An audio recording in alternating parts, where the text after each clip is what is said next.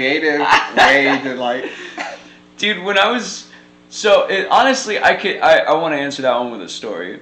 So when I was in sober living, you could call it a halfway house. It's a little different. It's not quite as strict, but sober living.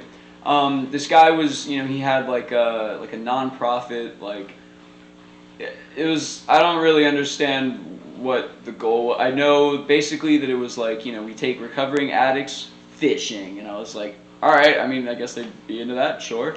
So they were having this event on like some pier in like Clearwater, St. Pete area.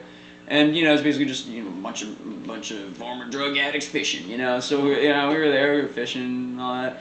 Took this group picture, and he wanted to put it on like the company's Instagram page. So he was asking everybody what their Instagram was. I was like, yeah, JDog42, B-Ball 69, and then he got to me and I was like, fuck Max Nunn. He was like, no, it's not. I'm like, nah, dude, it's fuck Max Nunn. And he couldn't tag me in that. He could not tag me in that. And like, so if there basically, on the off chance that I do blow up and I become famous, I don't want anybody retweeting me. I don't want anybody reposting my shit. The last thing I want is to see like Justin Bieber or Selena Gomez retweeting like fuck Max Nunn. So if I put fuck in my username, they can't. Like that's that their label is gonna throw a fit. That's like, no, that's not part of the image. Like I don't want, and then it's gonna be harder for like people to publish articles about me. Like if somebody's talking shit about me on Twitter, it's like, well, what are they gonna do? Are they gonna put like, they're gonna quote the tweet and say @fuckmaxnunn? No. Try to monetize that shit. Block out the username, and then everyone's like, how do we know that was him? Yeah. I was like, that's genius. I kept wondering, I was like, why would he do that? And I was even wondering, like, man, if he blows up, is he gonna change it? No, it's even better if I blow up. That's genius. Max Nunn is a whole nother level, everybody. Fuck Max Nunn. That's hilarious. Very genius, though. It works for the image, I guess. I don't know. I don't know what I'm marketing myself as. I really have no plan for that, but fuck Max Nunn seems like a start. Yeah. So you consider yourself trap music? Yeah, for the most part. I don't, especially on this album, I don't, and really music in general, I don't fuck with genres at all. Like, I understand the necessity of like categorizing everything. It makes things easier for people to, to figure out what they like and whether they will or won't like some album. But like, there's a lot of like pop songs, like borderline R&B-ish kind of songs. Definitely. On this album. Like Runaway, like that's pretty, like that's kind of R&B pop-ish. Honestly, this is probably more of like a pop album than a rap album. I'd have to like see how much of it is rap and how much I never went through. But like for the most part, I would say it's trap music with occasional like pop tracks. I mean, the first song on Florida Man is a synth pop track. Like that's like some straight 80s shit. Yeah, I could definitely notice more of a transition almost, if you want to call that, from Florida Man to this. Is like you can still hear kind of the trap in there, but it's almost like a little bit more broader. As the whole album. I think. I mean, so genre-wise, which I like that. I mean, there's nothing. Thank you. Yeah, like genre-wise, it's a lot more broad than and more kind of vague, hard to pin down than Florida Man. Stylistically, though, I think it has a more cohesive sound. Like a lot of Florida Man was just me figuring out who I wanted to be as an artist, like what I wanted to, just what kind of music I want to focus in on, and like that's why it starts out with like an 80s synth pop track. And then it goes right into like Let Me, which is some fucking trap banger. And then there's like Feeding Frenzy, which is this weird like haunted mansion, old school rap song that turns into like a fucking, rock, like grungy rock track near the latter half. So I was just kind of like exploring different sounds on Florida Man. But here, there's a lot of different genres still, but it feels like a more stylistically cohesive project. The Florida Man. Were you getting into music or doing anything pre Florida Man? Yeah. Oh boy. God damn it. All right. So, imagine me with much longer hair and like pitifully trying to grow just this part out. Okay. I looked like Shaggy. People my entire school knew me as Shaggy, so I used to rap under the name Shaggy the Prophet. I'm hoping that the majority of people who bother to click on this are people who like would already know this information, because if it's just a bunch of people I don't know, they're fuck, dude. That's fine. I regret ever making that, like ever putting that out. The guy I was working with, he goes by Delapo Inc. He's good. He knows what he's doing. I didn't. So like I'm pretty sure a few of the songs we made, I didn't realize that he wasn't done with them when he sent me back unfinished mixes, so I just put the unfinished mixes on SoundCloud. Like, not the way to do it.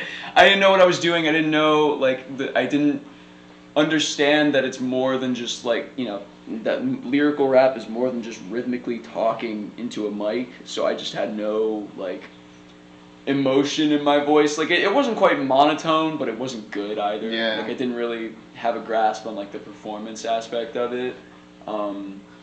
So yeah, that a lot of that was really trash. And I was going under the name Shaggy the Prophet. Kill me. We all start somewhere. Yeah, and you know, it's never, the starting point should never be better than where it ends up, but like, right. Damn, I'm glad I came that far. Like, Jesus. I deleted everything that was under Shaggy the Prophet. Don't, you can try, but like, don't. Just in case I missed it. It was trash, man. It was, I didn't know what the fuck I was doing. I was decent at writing, like, for like a high schooler, but there was this one song where I don't even remember how I set it up. It was like about a breakup, just very generic. Honestly, the same relationship I was talking about on Let Me, just, you know, much different tone because it was like right after it happened. But I had this one line, I just want my hoodie back, and that became like a fucking, just a meme factory for my friend group. It was just like, you get your hoodie back, bro? Oh, man. Oh, God. Rip Shaggy the Prophet. Well, that's a good story, though, because that's what I've been wondering is how you... Everybody starts somewhere you don't, you know...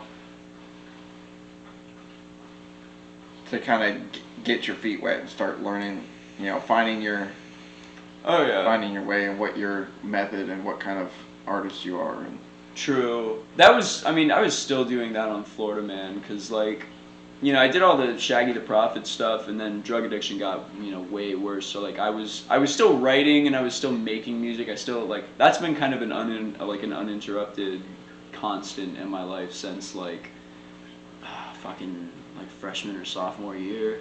I think sophomore year, so like 2016 I want to say. But yeah, you know, I put out a few little like bite-sized singles and EPs on SoundCloud as Shaggy the Prophet, and you know, drug addiction got way worse, so like I didn't, you know, I never went to the studio for like a good chunk of years, but I was still making music. Like, I just, you know, never planned to release it. I just kept writing it. Even when I was in rehab, like, I kept asking for like, you know, journal after, like, they give you these little like composition books. I was just like journal after journal, like just filling them up like daily. You know, they like, I didn't tell them, you know, I was like, I'm taking notes on my recovery, and I was, but not in these notebooks. I was just writing lyrics. Like, I would do the YouTube to MP3 converter. Like, whenever I got time to use the computer, I would like, you know, I would basically just, you know, YouTube to MP3, any instrumentals I was interested in, I would download them to a fucking MP3 player because you can't have your phone in there.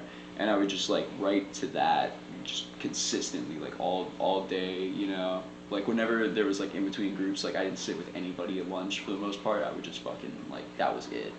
And so, you know, I eventually went, as I was in the sober living house, I found a studio pretty quickly, started working with Ryan.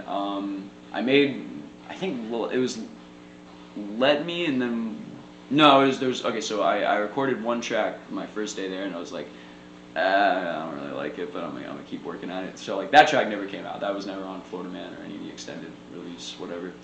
Next day I went in and I recorded Let Me and Monster on Drugs, and I like that song. yeah, which Monster. Monster on Drugs. Yeah. Fuck. Okay, that's that second verse, like the. Oh my god, dude! I wanted to use because when I first started the Radio Randomness, I used that clip of Astro Boy. Yeah. But I wanted to use the monster. Oh part really? From like the chorus, like I'm just a goddamn yes, monster. Oh my yeah. wife was like, that's too. What is aggressive? It's to pretty start off. aggressive. Yeah. But I was like, I just like the way it hits. It does hit. Dude, okay, I recorded that. Like, I found the studio because, like, one guy in one of the AA meetings I was going to, he owned the studio. He sent me to Ryan while he was still working there. And, so, like, I recorded those two songs. I recorded Let Me and Monster on Drugs in the same day. And I think we even, like, we finished Let Me, and I think Monster on Drugs was, like, almost done when I left the studio that day. And like, Let Me sounded fucking awesome. I wanted to put it out immediately. I did. And I was like, okay, I finally found something that works. So like from here, I'm just gonna keep experimenting a little bit, and that's kind of how Florida Man came together. Mm-hmm. But next time I went into that AA meeting after that session, I got up, somebody was talking, like they were really emotional share too, so this was like really inappropriate for him to do. But I was walking to the bathroom, and the guy who like owns the studio, he was like, hey, come here, he pulled me aside and he was like, motherfucking monster. And I was like, God, get the fuck out of here with that shit. Like, we're in an AA meeting, sir. Like you just go, goddamn monster. Do you have any plans to release stuff on the streaming service from Florida Man? Like more stuff? A lot. So I will never be able to get the whole thing on, unfortunately, just because and I knew this at the time that I was using them. I had only thought of Florida Man as like a SoundCloud exclusive mixtape. So I didn't really pay attention to like, it didn't matter so much to me if like the instrumentals I was using had already been sold, because I could still just use them for nonprofit. So, I knew a lot of them were already sold, and I would never be able to like buy the lease and put them on streaming services. There's still a couple I could, like Psych Ward Soulmate. Mm-hmm. That might do it. I kind of regret making that song, because you shouldn't romanticize mental illness, and I wouldn't say that song does it in the same way that like 13 Reasons Why does it, but like Jesus Christ, it's called Psych Ward Soulmate. Yeah. Like that's pretty, honestly, I kind of meant for it to just be some like fun banger, and in that sense, it kind of sounds like a parody of songs that do. Right. Like looking back on it, it sounds like a parody of songs or any media that like romanticizes mental illness, and I kind of like it for that reason, because it's like, damn, it's a cool song, but it's kind of a bad call. Right. So that maybe that one. I think I could also put Feeding Frenzy on. I don't know if that one was sold yet. So there's other things I could, but what really sucks is that I can never put I Know Better on streaming services. I would love that, but that one was sold, so oh well. Well, there's still a way for people to hear it then. I mean, that makes sense now that you say that. Yeah. It's kind of one of the reason behind that, why they weren't on streaming. But yeah. We'll link to SoundCloud as well. Yeah, and the Fuck Max Nunn Instagram. It's really just Florida Man on my SoundCloud at this point. Yeah. I don't think I ever put any of the singles on SoundCloud. Still gotta do that. I mean, it looks like you have the little badge, so you're still paying for it. I think so. I am, but I don't know how. Like it gives me like an email, like your SoundCloud Pro monthly. Through Apple. It's through Apple now. If you use Apple, pay. Well, right, but like, wouldn't that I would see that in my bank account, but I don't. Like, I checked my bank account, and it's like it never takes it out of mine. So I don't know who's paying for it. But somebody's buying my SoundCloud. Like, I was using that for a while to put some of the podcast stuff on there and stuff, but. Yeah. After a while, I kind of had to like minimize some of this streaming stuff I'm paying for, whether it's music or. Yeah. TV, HBO Max, all this stuff. I was like, I'm paying for a lot of shit and I can't watch it or listen to it all at the same time. So True. SoundCloud Pirate was one of Bay. the ones that I. Huh? Pirate Bay. Yeah. Well, I mean, I think Pirate Bay got taken down, but there's websites, you know, Yeah. similar shit. Yeah, there's always a way. Now, like, I I remember Pirate Bay. kind of share with other people. You know, you give me your Netflix, I'll give you my HBO Max. You know, that type of shit. Like, Crazies. You see this? that's That's resourcefulness. how you do it. But yeah, it made me think about that because you had your little badge on SoundCloud.